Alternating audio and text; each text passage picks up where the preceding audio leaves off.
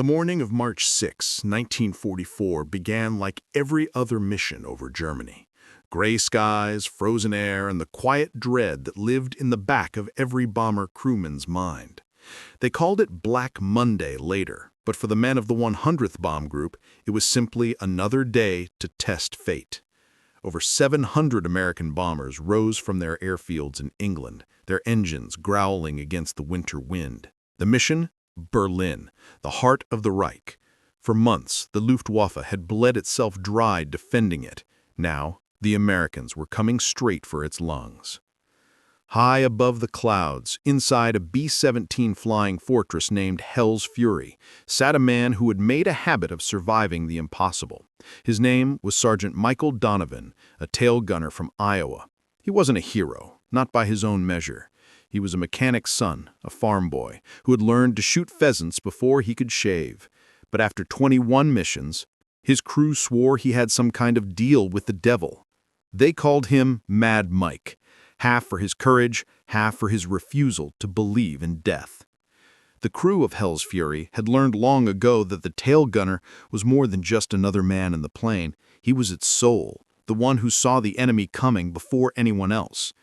Donovan's turret was a steel bubble at the edge of the world, isolated and claustrophobic. From there, he watched the war approach head-on, every mission a coin toss between fire and falling. But what set him apart wasn't his position, it was what he did with it. At 25,000 feet, the air outside could kill a man in seconds. Frost crawled across glass, breath turned to ice. Inside the formation, 50 B-17s droned like iron angels, their wings glinting in the pale sun. Below them, the world was invisible, just endless white clouds and the promise of anti-aircraft shells waiting on the other side. Donovan lit a cigarette, cupping the flame against the wind that seeped through the cracks in his turret. "Another milk run," he muttered, his voice calm, mocking the superstition that every crewman clung to. Never call it an easy mission. By 10:30 a.m., they crossed into enemy airspace. The first bursts of flak erupted around them, black flowers blooming in the sky. "Flak's heavy," the pilot called out. Donovan didn't answer. He was already scanning the horizon through his twin .50 caliber Brownings. He'd developed a sixth sense for spotting fighters, tiny dots in the distance that grew into death in seconds. And that morning, he saw them. "Bandits, 6 o'clock high, dozens!" His voice was steady, clipped, like he was ordering coffee. The radio came alive with static and shouting. "Luftwaffe, fighters inbound, lots of them!" They were Messerschmitt Bf-109s, sleek and merciless, diving from the sun in perfect formation. Their guns began to flash, streaks of light tearing across the sky. The first pass shredded a bomber to Donovan's left. Its wing snapped like paper, flames swallowing the fuselage as it spun downward. Parachutes bloomed behind it, small, helpless flowers in the storm. But Donovan didn't flinch. He squeezed the triggers and his guns came alive, spitting fire into the sky. Tracers carved through the air in long red arcs. The tail of Hell's Fury shook violently under the recoil, but he kept his aim steady.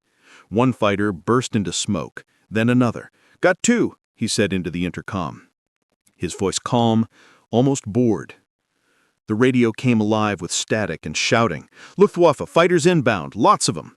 They were Messerschmitt Bf-109s, sleek and merciless, diving from the sun in perfect formation. Their guns began to flash, streaks of light tearing across the sky.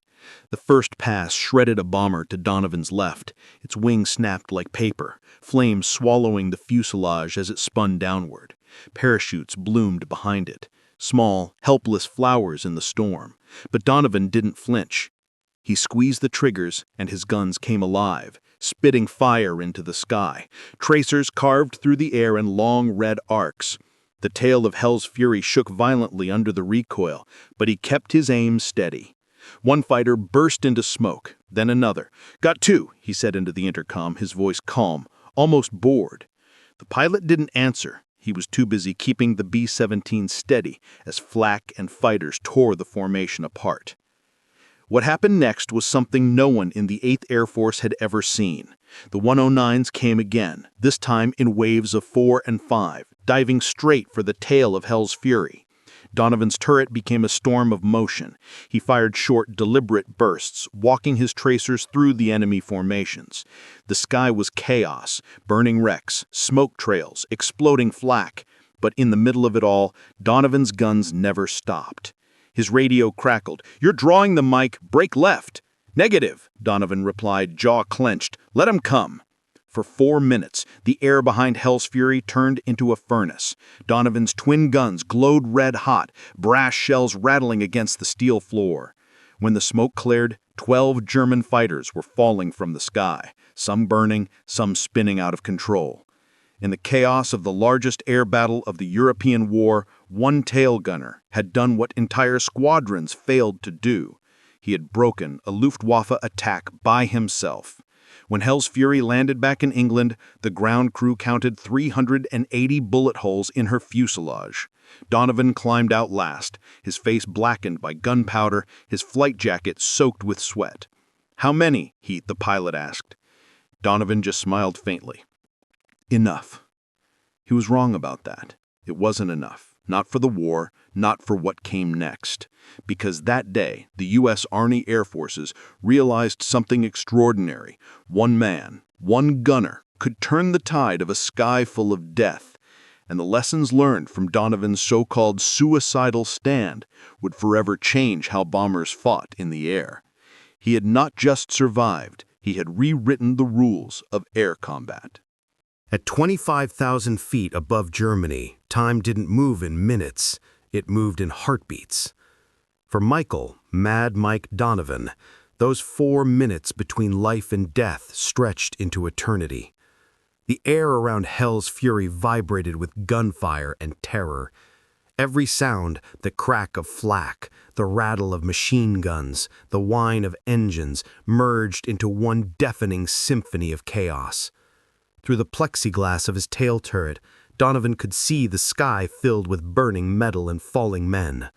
The Luftwaffe wasn't attacking to scare them. It was attacking to wipe them out. The Bf-109s came in from the sun again, banking hard, their wings flashing silver as they closed in. Donovan could see the pilots' faces now, young, determined, desperate. They flew so close that he could see the black crosses painted on their fuselages. The air smelled like oil and cordite. He gritted his teeth, pressed his back against the armor plate, and waited until they filled his sights. He fired. The recoil slammed through his arms, the twin .50 caliber Brownings roaring like dragons chained to steel. Every round he fired tore through the cold sky like a heartbeat made of fire. His tracers met the first Messerschmitt head-on, cutting across its nose. Flames erupted, and the plane disintegrated in a burst of smoke and debris. Donovan didn't watch it fall. He was already swinging his turret toward the next. "2 more coming in," he shouted, his voice barely audible over the storm. The pilot of Hell's Fury, Lieutenant Robert Keane, tried to keep formation, but the bomber shook violently. "We're hit! Number 3 engine smoking!" Donovan ignored it. His world had shrunk to the narrow arc of his guns, the rhythmic chatter of fire, and the flash of enemy wings. A burst of cannon shells exploded inches from his turret, shattering one of the glass panels. Wind screamed through the hole, slicing across his face. Blood mixed with sweat, but his eyes didn't blink. He fired again, short and deliberate, aiming not for the planes, but for where they were going to be. Another 109 flared up, spinning out of formation. The gunner in the waist compartment yelled, "That's 3! Holy hell, Mike, you're on fire!" But Donovan didn't hear him. He had entered what pilots later called the tunnel, that strange, silent focus where everything slows down. Bullets stitched the fuselage of Hell's Fury, cutting through metal and flesh alike. Donovan felt the entire plane shudder beneath him, but he didn't stop. "Stay steady, just a little longer," he muttered through clenched teeth. In those 4 minutes, he changed tactics in a way no bomber crew had ever done before. Instead of waiting for the enemy to attack, Donovan charged the attack. He fired in wide sweeping arcs, forcing the Luftwaffe fighters to break formation.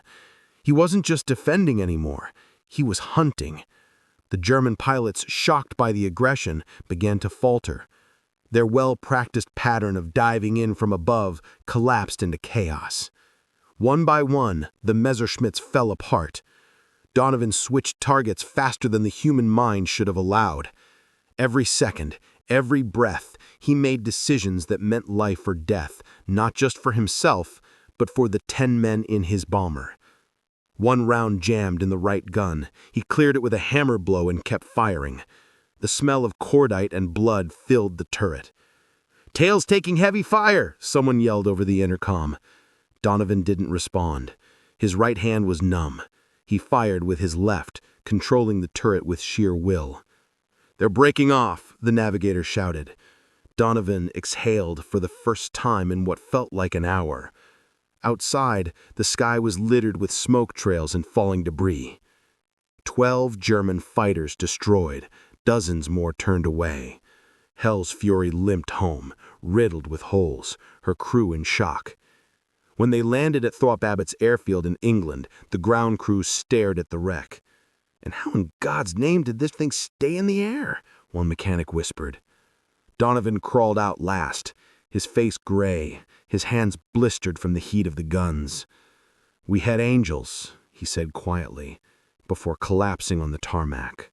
For his actions, the Army called him reckless. His commanders called it luck.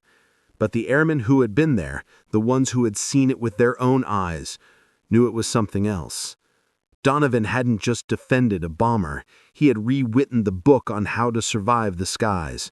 In that brief violent storm, he had proven that a tail gunner could turn offense into defense, and fear into fury. Word of the incident spread across the 8th Air Force within days.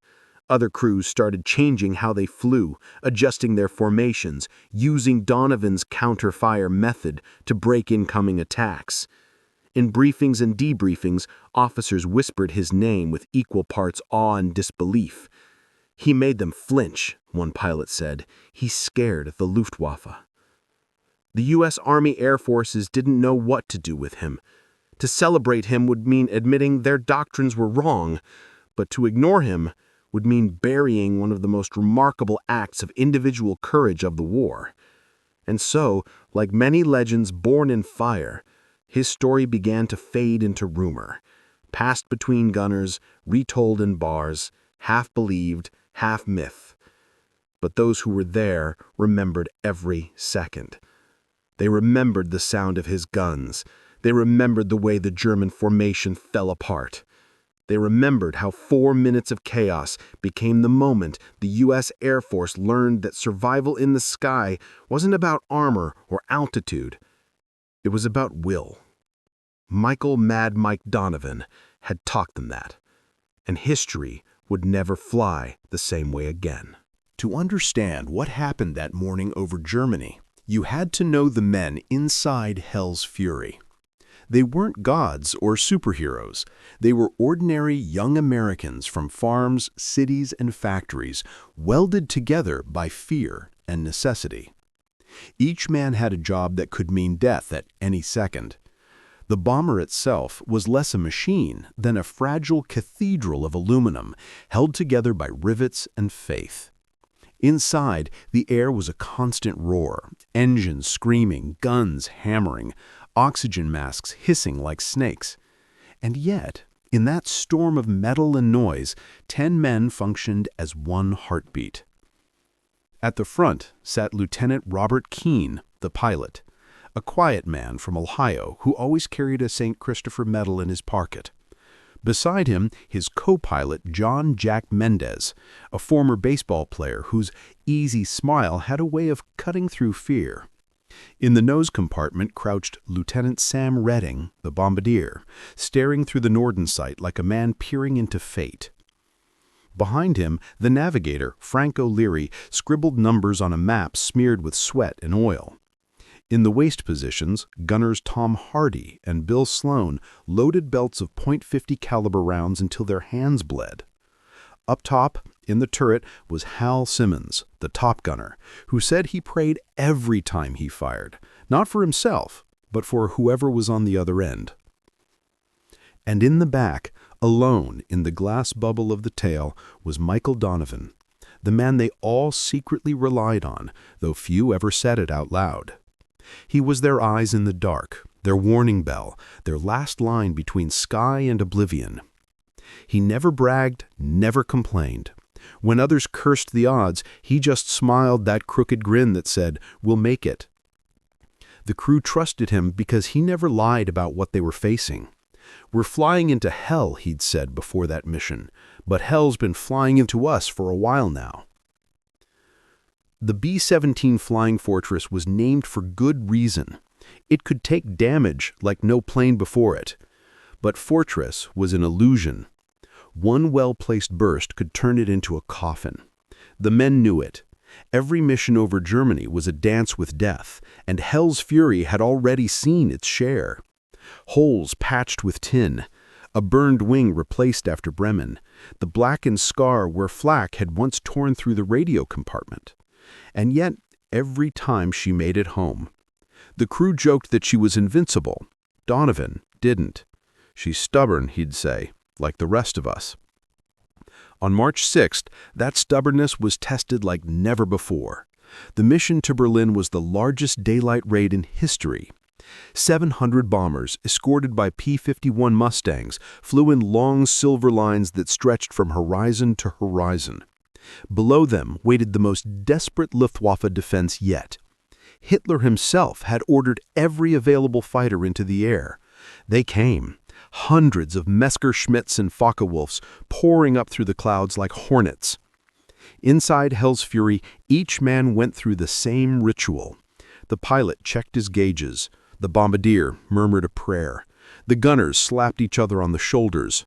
Donovan sat in silence, staring through his gun sight at the empty sky. He didn't pray anymore. After 21 missions, he said, "If God's up there, he already knows." At 10:30 a.m., as they neared Hanover, the first wave hit. Flak bursts painted the air black. Shrapnel tore through the formation. One bomber ahead of them exploded mid-air, just gone. A flash in a cloud of red mist. Keane swore softly under his breath, "Jesus." Donovan's voice came over the intercom. "Bandits, 6 o'clock high, coming fast." What followed was chaos, like the world had shattered into pieces of fire and metal. The German fighters came in tight formation, spitting tracer fire, cutting through the bomber stream. "They're all over us," shouted Mendez as his voice cracked. "Hold formation," Keane barked. "Don't break." But Donovan was already firing. His twin Browning screamed in defiance, arcs of light crossing the sky. One by one, German fighters burst into flame. In the waist, Hardy shouted, "Mike's tearing them up," but his words were drowned out by the thunder of guns. The B-17 jolted violently as shells struck its fuselage. Alarms blared. "Number 3 engine's gone," the flight engineer yelled. Keane fought to keep the plane level. "We're hit bad." "Just keep her steady," Donovan snapped. "I've got the bastards lined up." The entire formation seemed to hinge on that one man in the tail.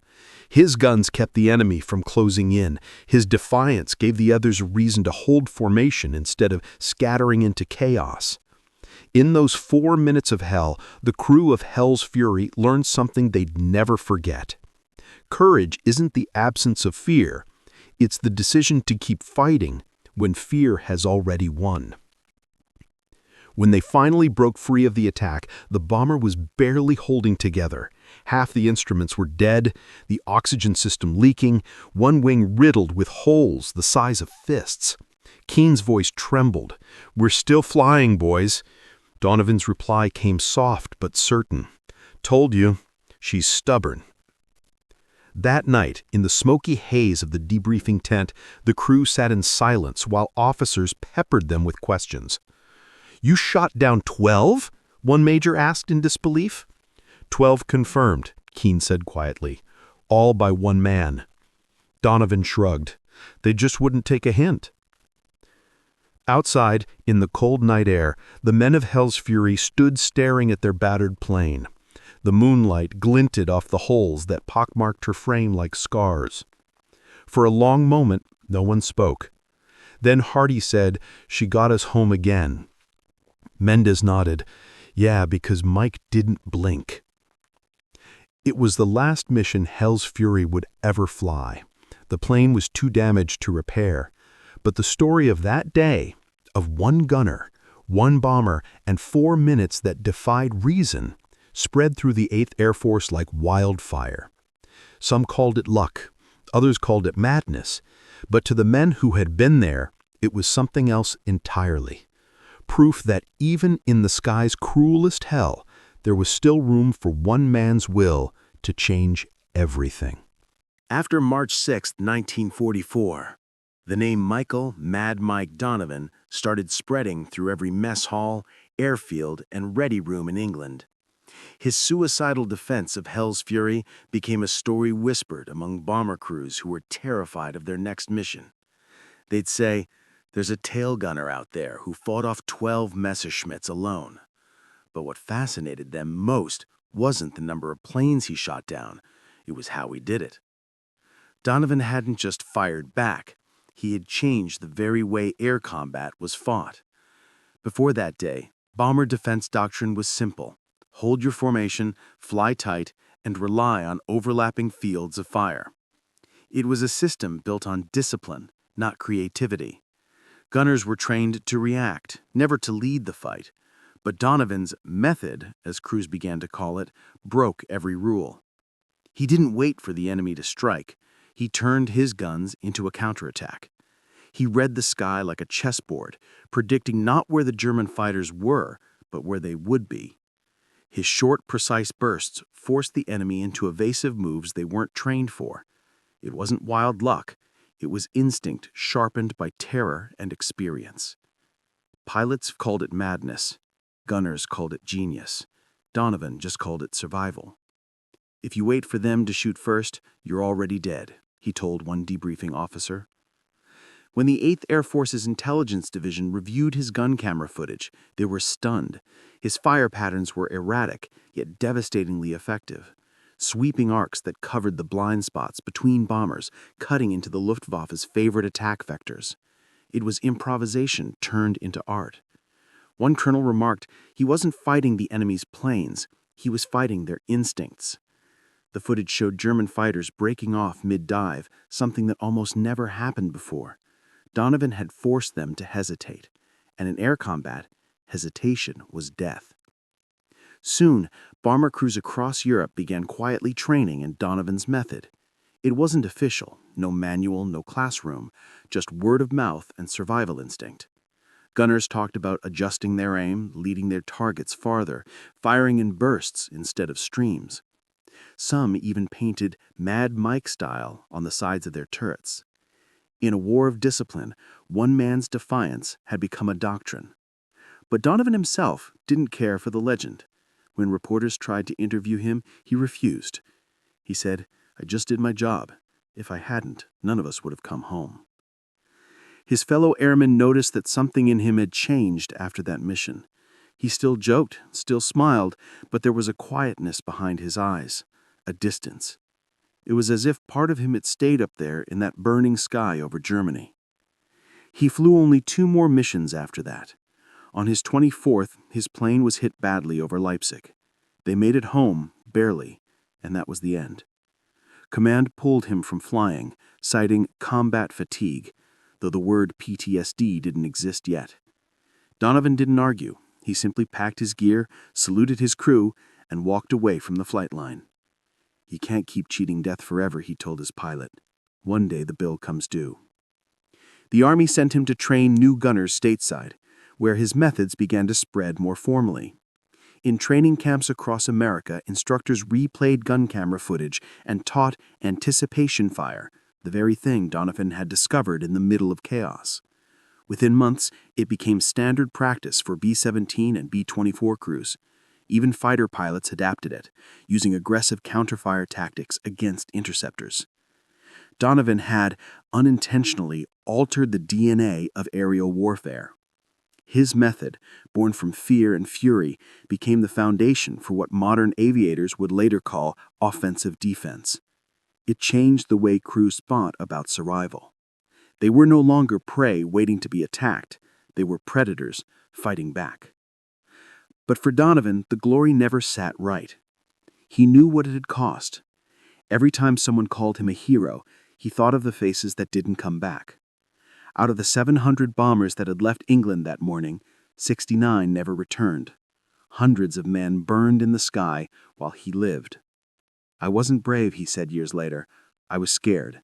Scared enough to fight harder than I ever thought I could." The Army sent him to train new gunners stateside, where his methods began to spread more formally. In training camps across America, instructors replayed gun camera footage and taught anticipation fire, the very thing Donovan had discovered in the middle of chaos. Within months, it became standard practice for B-17 and B-24 crews.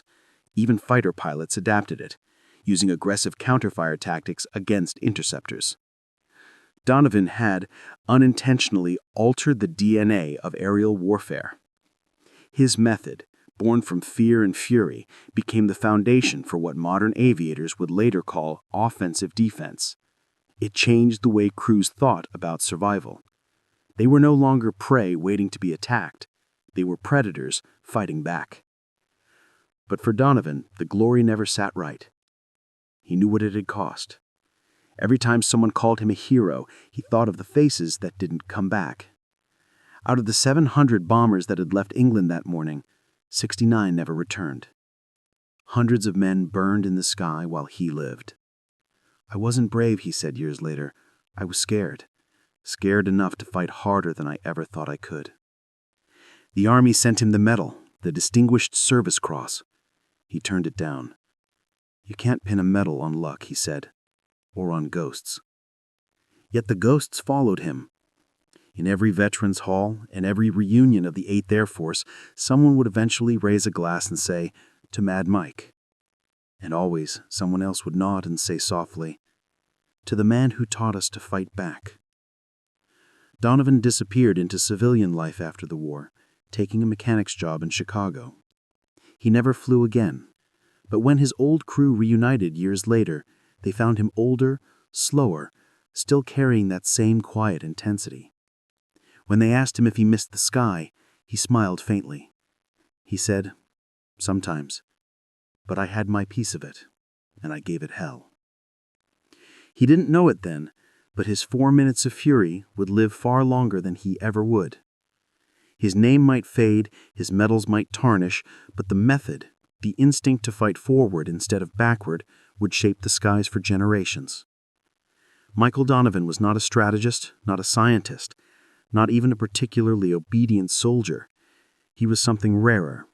He was a man who faced death, learned its rhythm, and decided to fire first. March 6, 1944 would forever be remembered as Black Monday. For the U.S. 8th Air Force, it was the costliest day of the entire air war. The mission to Berlin was supposed to be a statement, a declaration that the Americans could strike the heart of Nazi Germany in broad daylight and return home. Instead, it became a massacre in the sky. 700 bombers left England that morning.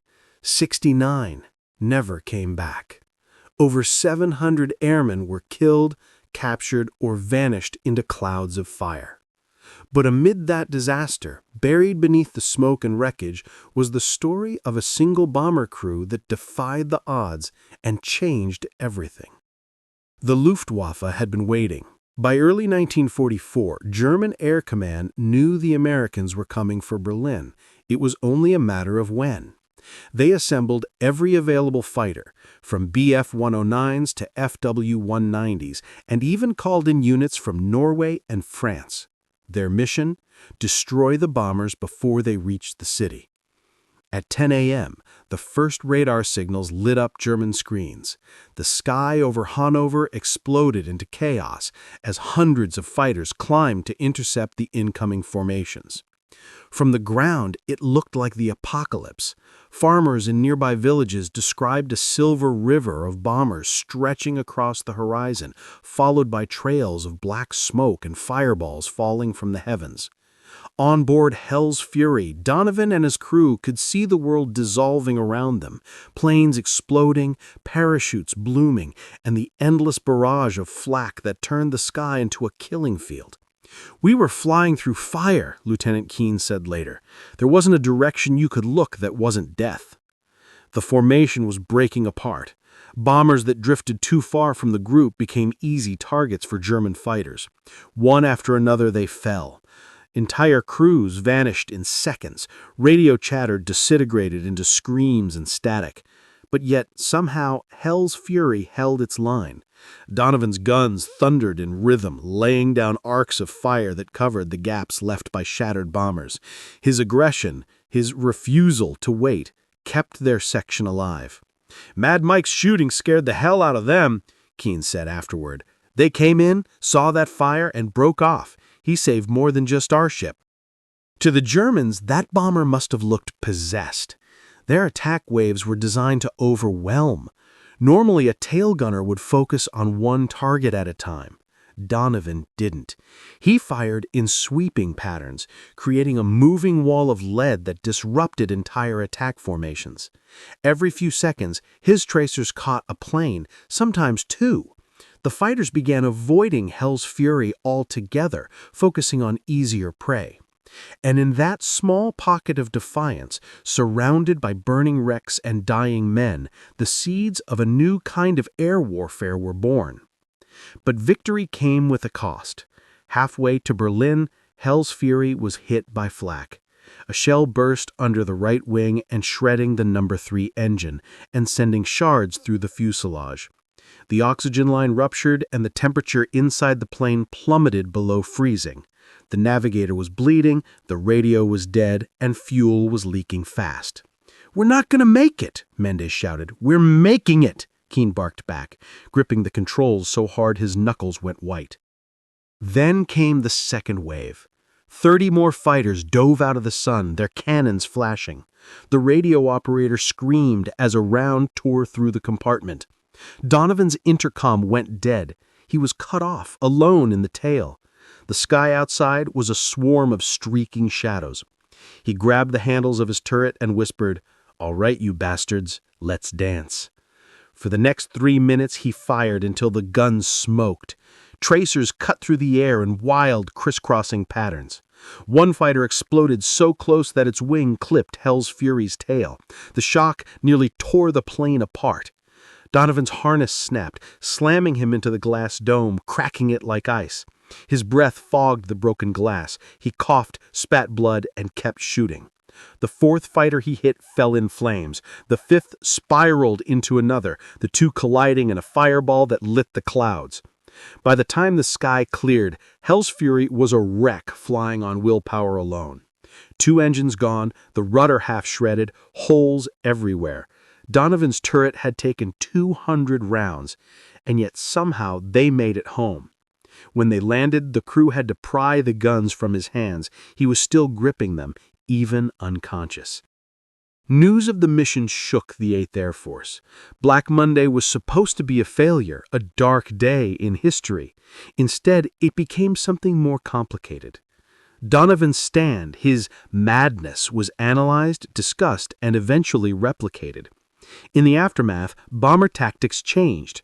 Tail gunners were trained to use suppressive fire, defensive formations became more flexible, and when the B-17 was replaced by the B-29, its design included a powered remote turret system that mirrored Donovan's 360-degree firing patterns. His 4 minutes of defiance became doctrine. But no one would ever call him a hero. Not officially. The Army needed heroes who followed orders, not men who rewrote them. Donovan didn't care. "I didn't fight for medals. I fought to get my friends home." And for the men who'd flown with him, that was all the heroism that mattered. Months later, when Hell's Fury was finally decommissioned and scrapped for parts, the crew gathered once last. They stood in silence as workers cut the tail section from the fuselage. Mendez placed his hand on the battered metal and said softly, "This is where Mike saved us." No one corrected him. They didn't have to. Everyone knew that somewhere in those bullet holes and burn marks, his spirit was still there, defiant, unbroken, eternal. Black Monday would be remembered for its tragedy. But buried inside it, between the smoke and the silence, was a single act of defiance that proved something no statistic could measure. Courage could burn brighter than fear. Long after the gunfire stopped, the war kept echoing inside the men who survived it. For Michael "Mad Mike" Donovan, those 4 minutes over Germany became something he could never escape, not because of pride, but because of what they had cost him. He'd lived when hundreds hadn't, and survival, he discovered, could be its own kind of burden. After Hell's Fury was grounded, Donovan spent weeks in a hospital ward in Norwich, his hands bandaged from burns, his hearing half gone. Nurses said he would jolt awake in the middle of the night, fists clenched, muttering, "6 o'clock high, incoming." His body was home, but his mind was still trapped in the sky. To his crew, he was the same old Mike, sarcastic, steady, unbreakable. But inside, something had shifted. He no longer believed in luck or faith or destiny. "You start every mission thinking God's watching," he once said to a chaplain. "Then you see a plane next to you disappear in one flash and you realize he's not picking favorites." The chaplain called it survivor's guilt. The Army called it fatigue. Donovan just called it being alive. As he recovered, psychologists studying combat stress visited him, asking endless questions about what he had felt during those 4 minutes. His answers puzzled them. He didn't describe fear the way most men did. Fear's just noise. You can't get rid of it, but you can drown it out with action. One doctor noted that Donovan had entered what they later called a hyper-focused dissociative state, the mind's last defense against death. It was the same phenomenon found in fighter aces and commandos, the ability to narrow the world down to a single burning purpose. For Donovan, that purpose had been simple: keep firing until there was nothing left to shoot at. His method wasn't just tactical, it was psychological warfare. He understood instinctively what terrified the enemy most: unpredictability. Luftwaffe pilots were trained to expect precision, discipline, predictability. But when Donovan fired back with wild, aggressive bursts, it shattered their rhythm. They couldn't process what they were seeing: a bomber's tail gunner attacking them like a fighter ace. One German pilot, captured later, described the experience. It was like the bomber was alive. We called it the angry one. We avoided it.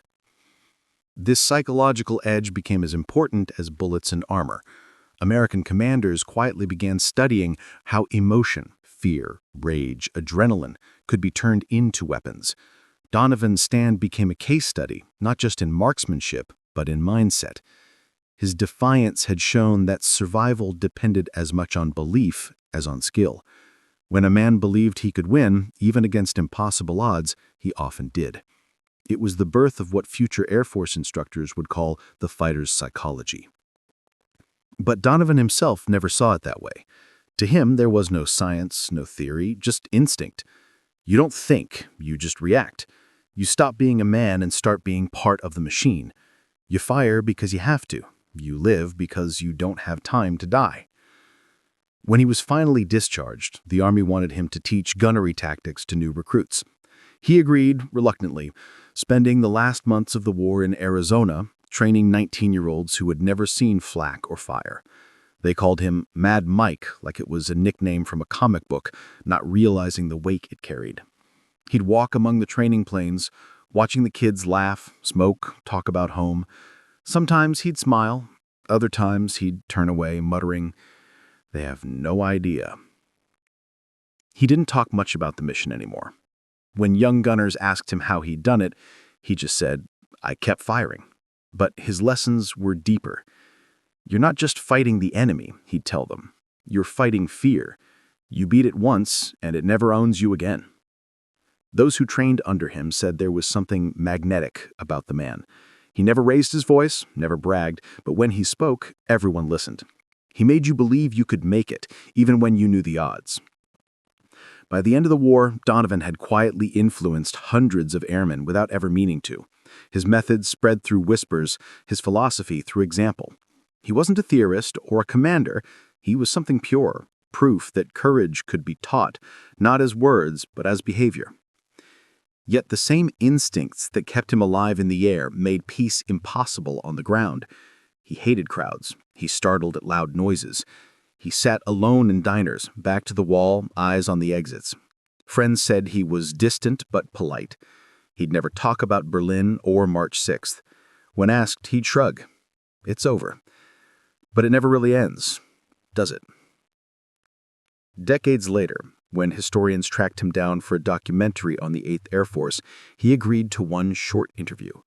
The crew expected war stories. What they got instead was quiet truth. Donovan sat in front of the camera, his hands folded, eyes clouded but sharp. When asked what kept him alive that day, he smiled faintly and said, "It wasn't courage. It was stubbornness. I just didn't want to die that easy." And then, after a pause, he added softly, "But sometimes living's harder." The room fell silent. Even the cameraman lowered his lens. In that moment, Michael Donovan, the tail gunner who had fought death for 4 minutes straight, reminded everyone watching that war's greatest victories don't always happen in battle. Sometimes they happen in the years that follow, when a man learns how to live again. The world moved on, as it always does. The propellers that had once thundered over Europe fell silent, replaced by the cold roar of jet engines. By the 1950s, the war Donovan had fought in already seemed ancient history. Grainy footage, fading metals, and names carved in stone. But what few realized was that the ideas he forged in the chaos of March 6, 1944, had quietly reshaped the future of aerial combat. The U.S. Air Force, born from the ashes of the old Army Air Forces, began to adopt a new doctrine, one built on the very instincts Donovan had embodied. Offensive defense, they called it. No longer would airmen simply react to attacks. They would anticipate, disrupt, dominate. Jet pilots flying F-86 Sabres in Korea studied gun camera footage of B-17 gunners learning the rhythm of predictive fire. Tactics manuals cited unnamed field innovations from the 8th Air Force, methods born in desperation, refined in blood. The principles that saved Hell's Fury now guided an entire generation of aviators who would never know the man behind them. Donovan never spoke of this legacy. He didn't attend reunions, didn't write a book, didn't stand for interviews. He watched the new world of air power unfold from the ground, working quietly as a mechanic at a small airfield outside Chicago. Every day, he listened to the whine of jet engines cutting through the sky and thought about how far things had come and how much they'd forgotten. "Speed kills memory," he once told a friend. "The faster the planes get, the shorter the stories last." But not all stories die quietly. Among the veterans of the 100th Bomb Group, the legend of Hell's Fury refused to fade. At reunions, men still raised glasses to Mad Mike, retelling the story of the tail gunner who fought off a sky full of Germans. Younger airmen listened, wide-eyed, unsure where truth ended and myth began. Some said he shot down 10 fighters.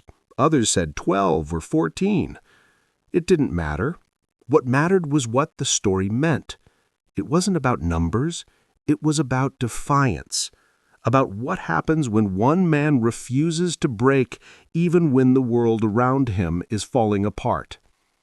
In the early 1960s, when the Air Force began experimenting with unmanned gunnery systems, an engineer at Wright-Patterson Air Force Base reportedly mentioned Donovan's name during a design briefing. "The system should think like a tail gunner," he said, "like Donovan did." Nobody in the room knew who he meant, but the point was clear. Even machines were now being built to mimic the intuition of a man who had once fought with nothing but his nerves and 2 smoking guns. That same decade, the Strategic Air Command adopted a motto that echoed something Donovan had said years before. Peace is our profession, but readiness is our soul.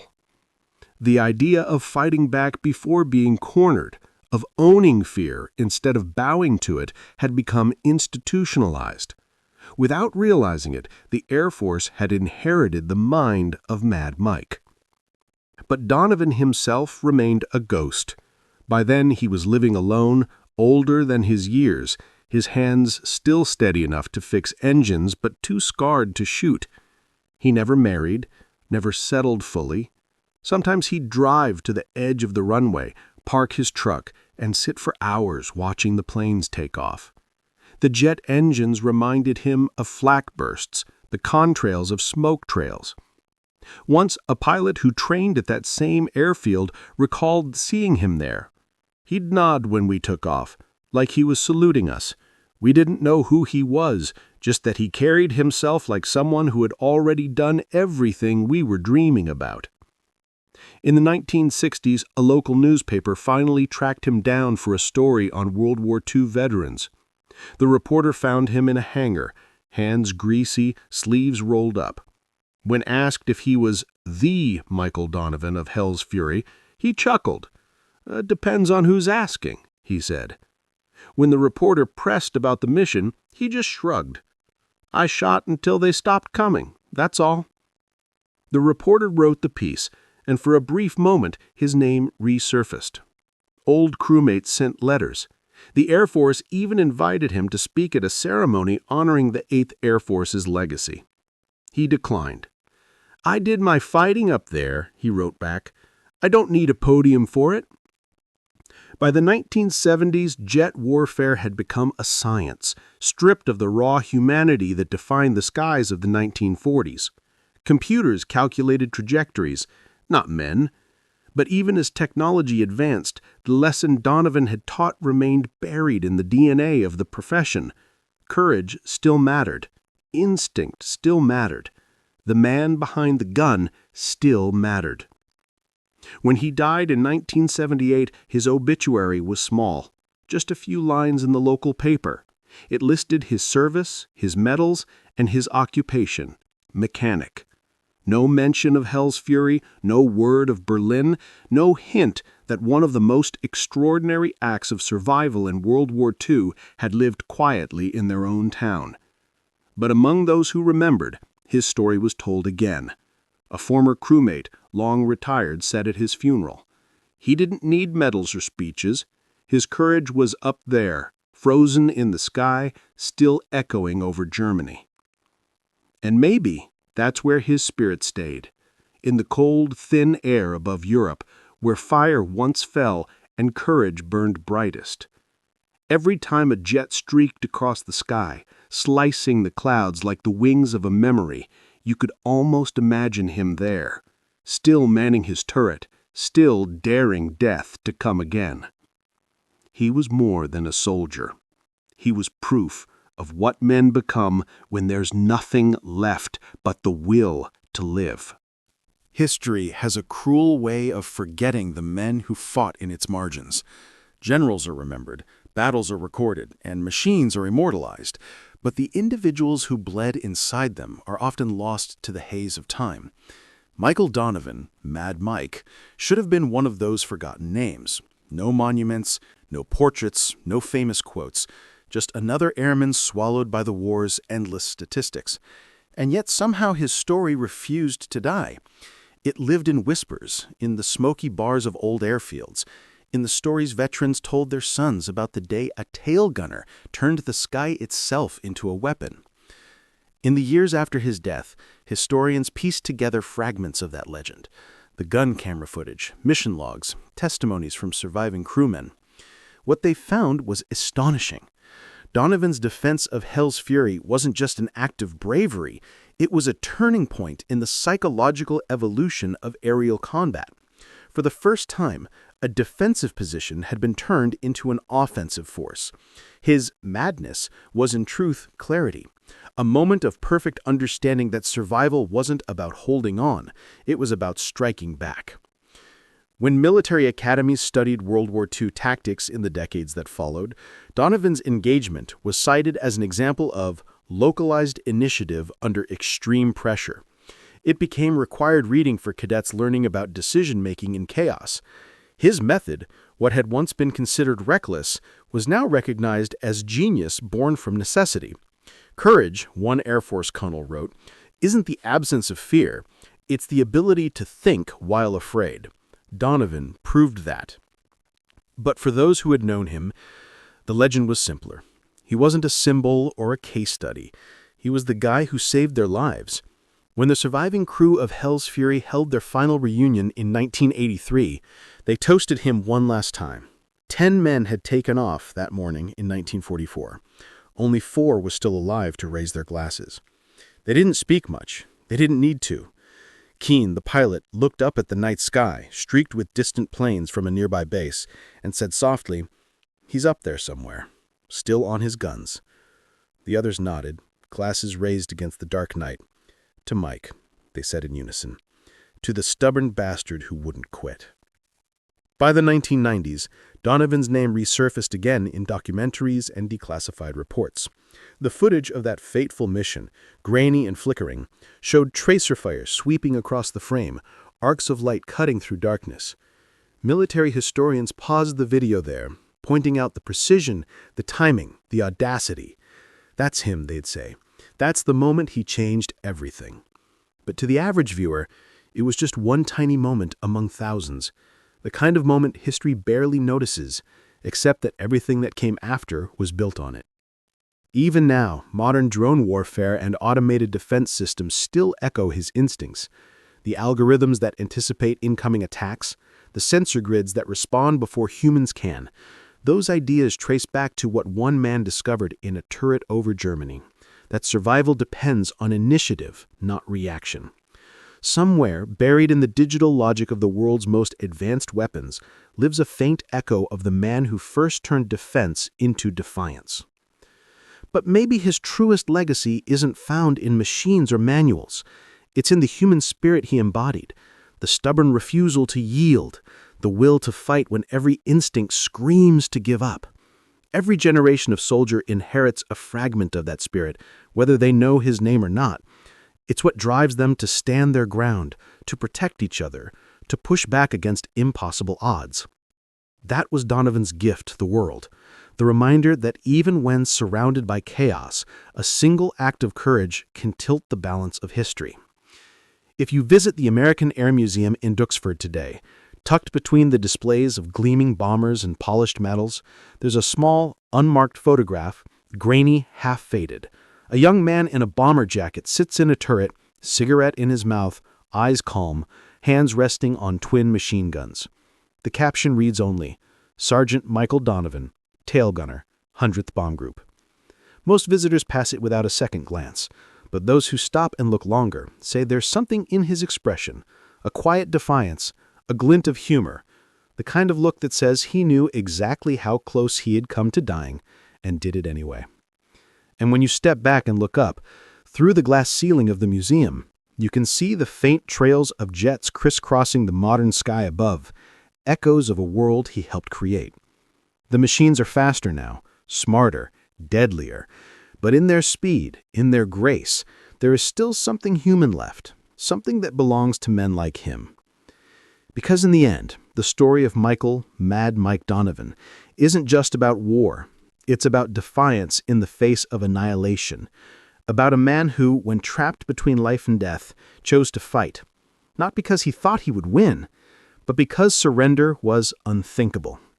That's why his legend endures, not in books, not in medals, but in the invisible heartbeat of every man who's ever faced the impossible and said, "Not today."